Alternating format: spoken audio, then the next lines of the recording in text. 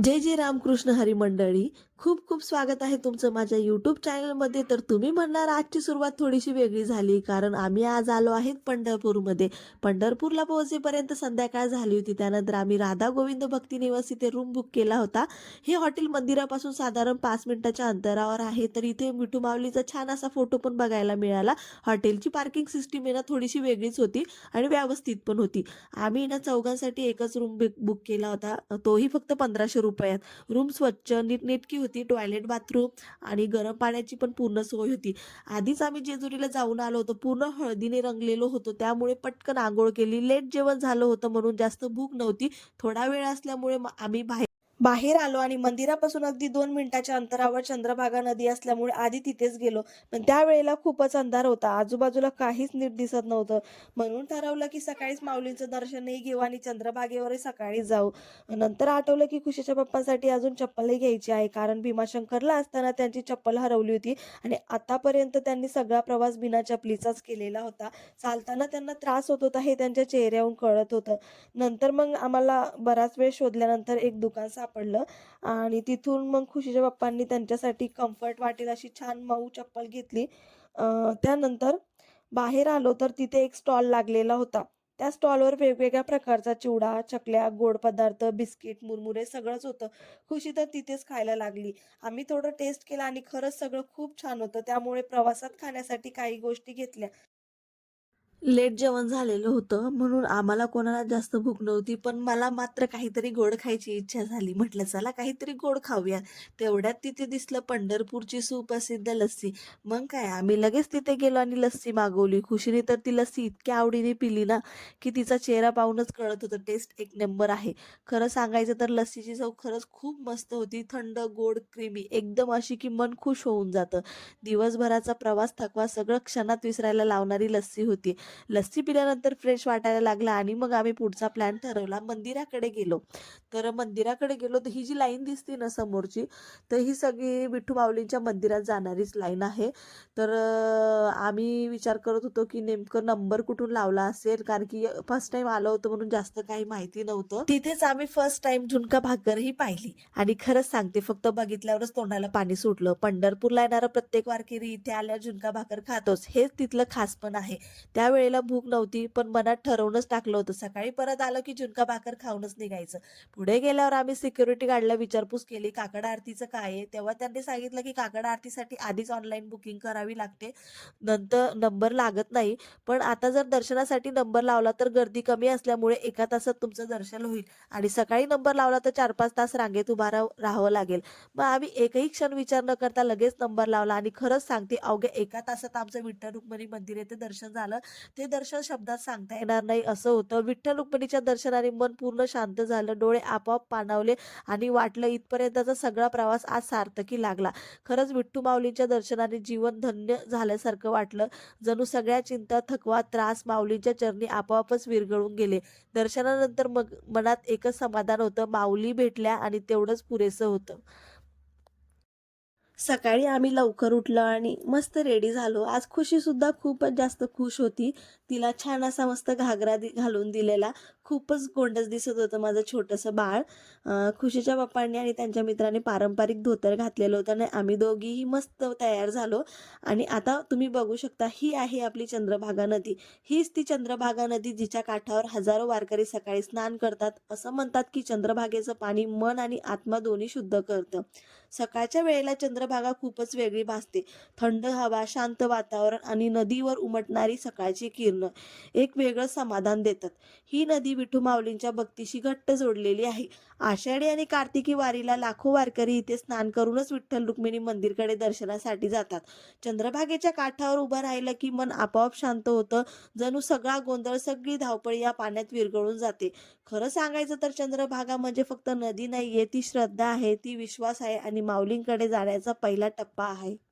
आम्ही जेजुरीला असताना टाळ घेतलेलं होतं. तेच टाळ मी खुशीच्या हातात दिलं आणि काय सांगू, ती मस्त टाळ वाजवत छोटे-छोटे पाऊल टाकत पुढे चालत होती. ते दृश्य पाहून माझं मन भरून आलं. खरंच सांगते, प्रवासात मुलं आनंदी असतील ना, तर आई-वडीलही सगळं नीट आणि मनापासून एन्जॉय करू शकतात. त्या क्षणी मला खूप समाधान वाटलं. माझं बाळ हसत-खेळत भक्तीत रमलेलं पाहून. मग आम्ही सगळे मस्त चालत पुढे निघालो आणि समोरचं दृश्य तर अजूनच सुंदर होतं. सकाळचं शांत वातावरण, थंड हवा आणि समोर चंद्रभागा नदी. सकाळी-सकाळी खूप सारे वारकरी भक्त नदीवर आले होते स्नानासाठी.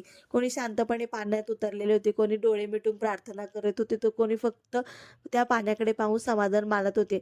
नदीकाठावर पूजेसाठी लागणारं सामान विकणाऱ्या बाया पण होत्या. फुलहार, अगरबत्ती, कापूर सगळं काही भक्तीने भरलेलं. ज्यांना नदीत उतरायचं होतं त्यांच्यासाठी सगळी तयारी तिथेच होती. त्या वातावरणात उभं राहिलं की मन आपोआप शांत होतं.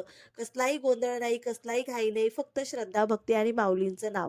माझ्या डोळ्यासमोर माझी लेक टाळ वाजवत चालत होती. समोर चंद्रभागा आणि आजूबाजूला भक्तांची गर्दी. तो क्षण खरंच आयुष्यात कायम लक्षात राहणारा होता.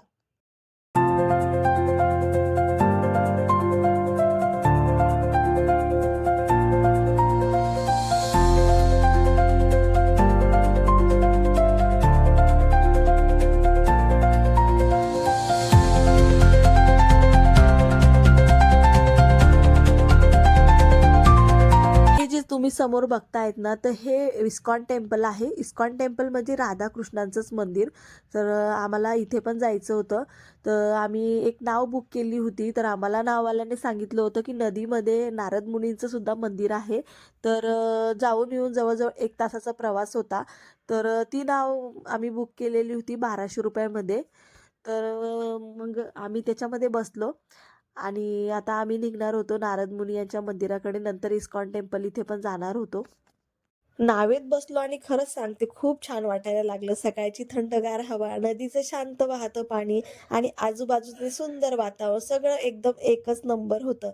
काही क्षण असे येतात ना, की वाटतं आपण हे सगळं टीव्हीवर किंवा एखाद्या पिक्चरमध्ये पाहतोय आणि आज तेच दृश्य आपण स्वतः अनुभवत आहोत. मला तर काही वेळा असंही वाटत होतं, की आपण जणू काशीला, वाराणसीला गंगा आरतीसाठी नावेतून चाललो आहोत.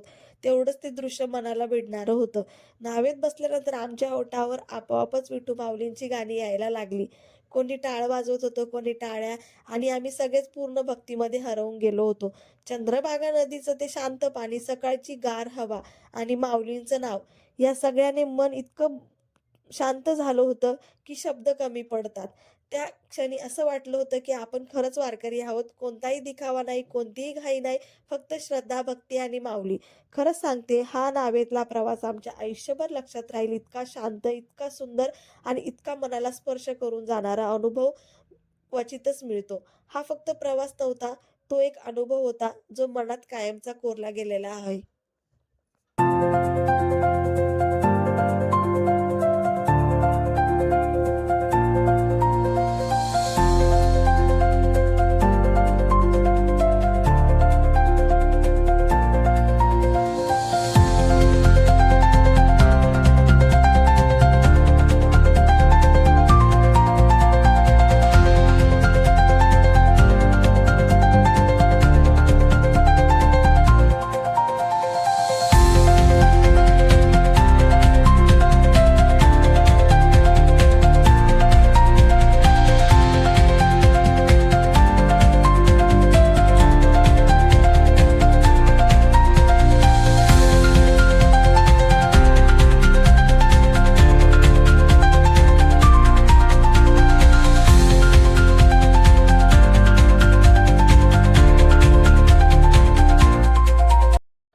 नारद मुनींचं मंदिर चंद्रभागेच्या नदीच्या पाण्यामध्येच वसलेलं आहे. नारद मुनी कोण होते हे तर आपल्या सगळ्यांना माहितीच आहे. ते देवांचे देवर्षी, नेहमी हातात वीणा आणि ओठांवर नारायण नारायण. असं म्हणतात की नारद मुनी हे विठू माऊलींचे परमभक्त. पंढरपूरमध्ये येऊन चंद्रभागेच्या काठावर बसून ते भगवान विठ्ठलाचं नामस्मरण आणि कीर्तन करायचे. एक कथा अशीही सांगितली जाते की नारद मुनींना विठू माऊलींचं खूप म्हणजे रूप इतकं प्रिय होतं, की ते नेहमी इथे येऊन माऊलींची वाट पाहत बसायचे.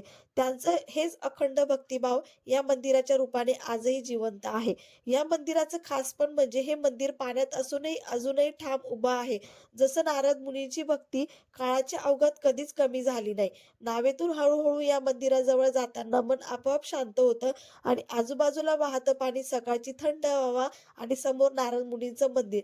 खरंच एक वेगळाच आध्यात्मिक अनुभव होता. त्या क्षणी असं वाटत होतं, की आपण फक्त मंदिर पाहत नाही आहोत, तर इतिहास, कथा आणि भक्तीचा अनुभव घेत आहोत. चंद्रभागा नदीत पाणी जास्त असल्यामुळे आम्ही बाहेर उतरू शकलो नाही, म्हणून नावेतूनच दुरून देवाच्या पाया पडल्या आणि मनोभावे नमस्कार केला. तेव्हा नाववाल्याने आम्हाला एक गोष्ट सांगितली, की इथेच चंद्रभागा नदीत 12 ज्योतिर्लिंगाचे दर्शन होते, अशी स्थानिक मान्यता आहे. नदीत आत 12 महादेवाची पिंड होती. तर मोबाईलच्या कॅमेऱ्यामुळे आम्हाला ती स्पष्ट दिसली आणि नावेत बसूनच आम्ही 12 ज्योतिर्लिंगाचे दर्शन घेतले. दुरून का होईना, पण तो क्षण खूप पवित्र वाटला. चंद्रभागा नदी काठावर पूजा करण्यासाठी मी आधीच पूजेचं सामान घेऊन आले होते. मग मी तिथे आधी दिवा लावला आणि तो दिवा हळूच नदीच्या पाण्यात सोडला. त्या वाहत्या पाण्यानंतर पूजेचं सामान, तांदूळ, ब्लाउज पीस आणि नारळ वगैरे जे काही आणलं होतं ते श्रद्धेने नदीत अर्पण केलं. नदीच्या पाया पडून मनापासून देवाला प्रार्थना केली. नंतर देवीला हात जोडून प्रार्थना केली, "हे चंद्रभागा माते, माझी ही पूजा स्वीकार कर. माझ्या परिवाराला आरोग्य, सुख, शांती दे आणि विठ्ठल माऊलींच्या चरणी माझी भक्ती सदैव राहू दे. या दिव्यासोबत माझ्या सगळ्या चिंता तुझ्या चरणी अर्पण करते. माऊली, माझ्या आयुष्यात प्रकाश आणि समाधान राहू द्या."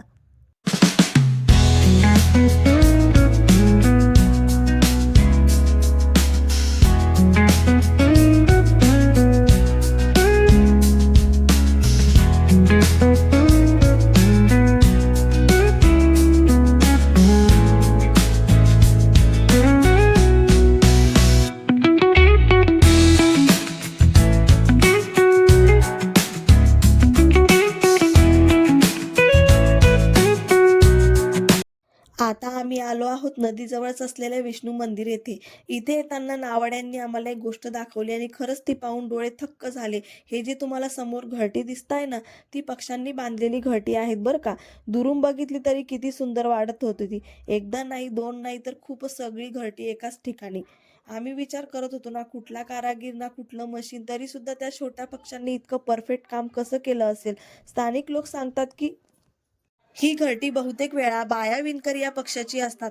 हा पक्षी पावसाळ्यापूर्वीच आपली घरटी विणायला सुरुवात करतो. या घरट्याचं खासपण म्हणजे पावसाचं पाणी आत जात नाही. जोरदार वारा आला तरी घरटं टिकून राहतं. आत उबदार आणि सुरक्षित जागा तयार होते. इतकी घट्ट आणि सुबक विणकामाची रचना असते की पाऊस जरी जोरात आला तरी त्या घरट्यांना काहीही होत नाही. हे सगळं पाहून वाटलं की निसर्गच खरा कलाकार आहे. देवाच्या मंदिराजवळ असं निसर्गाचं सुंदर रूप पाहायला मिळणं हा देखील एक वेगळाच आशीर्वाद वाटला. जणू देव आपल्याला सांगतोय की माझी भक्ती आणि माझा निसर्ग दोन्ही जपा. त्या घरट्यांकडे पाहताना मन आपोआप शांत झालं आणि पुन्हा एकदा जाणवलं, पंढरपूरचा प्रवास फक्त देवदर्शनापुरतं मर्यादित नाहीये, तर निसर्ग, श्रद्धा आणि अनुभवांचा संगम आहे. तर याच्यावरून आपल्याला हे शिकायला भेटतं की पक्षी कधी वादळाला घाबरत नाहीत, कारण की त्यांना उडायची माहिती असते. नंतर आम्ही विष्णुपद या मंदिरात गेलेलो. तर इथे ना भगवान विष्णूच्या पावलांच्या ठसा आहेत.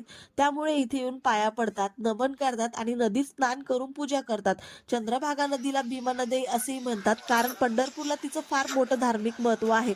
असं मानलं जातं की इथं दर्शन घेतल्याने मनाला शांतता, श्रद्धा आणि सकारात्मक ऊर्जा मिळते. वारकरी संप्रदायात या ठिकाणाला खूप आदराचं स्थान आहे. थोडक्यात असं म्हणायला लागेल की जिथे चंद्रभागा वाहते तिथे श्रद्धेला वाट सापडते.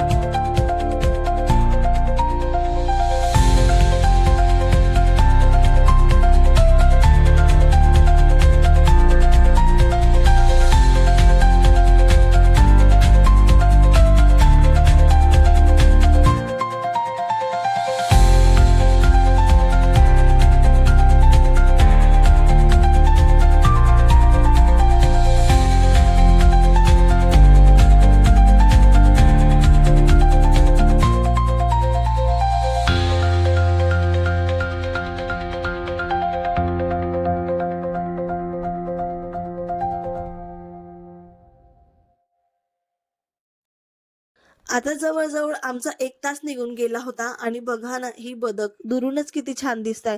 तुम्ही म्हणाल एवढा मोठा व्हिडिओ का घेतलाय? तर कारण एकच, जसा हा क्षण आम्ही प्रत्यक्ष अनुभवतोय, तसंच अनुभव तुम्हालाही घरबसल्या यावा म्हणून हा सगळा व्हिडिओ मी पूर्ण अपलोड केलाय. यानंतर आम्ही त्या नाव चालवणाऱ्या काकांकडे पाहिलं. किती मेहनतीने ते नाव चालवत होते. एकदम जोर लावून सातत्याने फक्त नाव फिरवत नाही, तर त्यांनी आम्हाला त्या ठिकाणाची संपूर्ण माहिती सुद्धा सांगितली. सगळे लोक एवढे सांगत नाहीत, पण काही माणसं असतात ना, जी मनापासून सगळं दाखवतात आणि हे काका त्यातलेच होते. मी तुम्हाला आधी व्हिडिओमध्ये दाखवलं होतं ना, नदीच्या त्या साईडला जे मंदिर होतं इस्कॉन टेम्पल, तर आता आम्ही तिथे जाणार होतो. तर इथे आल्यावर खरं खूप छान वाटलं बरं.